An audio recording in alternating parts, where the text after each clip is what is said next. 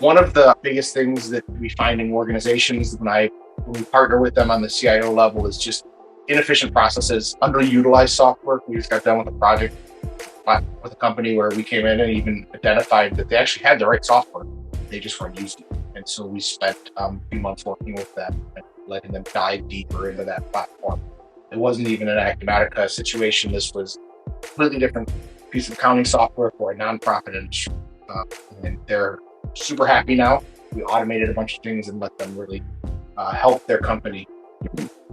So what is broken data? We talk about this, but we'll be able to explain this that, over 80% of business data is broken or unstructured. This means that there's multiple silos, multiple applications. So what does it kind of look like? It looks like when your technology stack basically looks like a whole bunch of applications that maybe you're not using 100% of.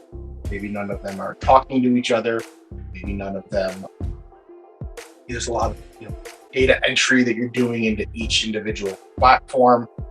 Lots of Excel sheets are typically a good indication of broken data. I joke that I like to ruthlessly eliminate Excel sheets from organizations. And when we keep a counter going as we're working with companies as to how many we can take out, it's kind of fun. It also is just inefficient processes, right? Things that just don't work well, lots of jumping around. In this process here, each of these lines is a different application. We're just moving data manually between that process. What does that sound like? These are real world feedback from people. So before we start an implementation or start working with people, a lot of times we'll interview and survey the organization. And these are just feedback that we have coming back to us. And, the data isn't always accurate between Salesforce and QuickBooks in this customer's realm, but it's because it was a manual entry back and forth. Broken data costs. Surprisingly, cost companies a lot more money than we had found. Lots of unnecessary software spends. We saved the organization over 6 figures of yearly spend.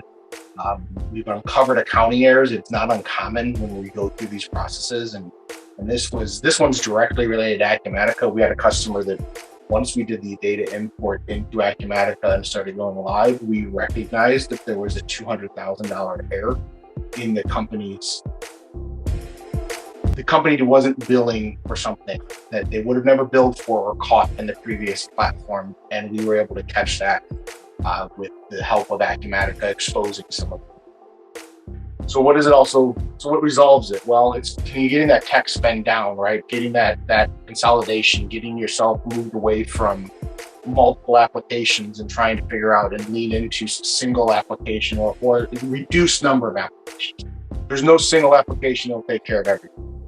But if you can get them talking to each other, that's great. Like I actually just got done working with a company where when they set up a new project inside of Acumatica, it goes and creates a Microsoft Teams channel. It sends an email to the people that need to be sent, and it creates a folder structure inside of their SharePoint side of things so that they can share folders or project information around that project. And it's all done automatically in the background. So what was being done manually before is now being done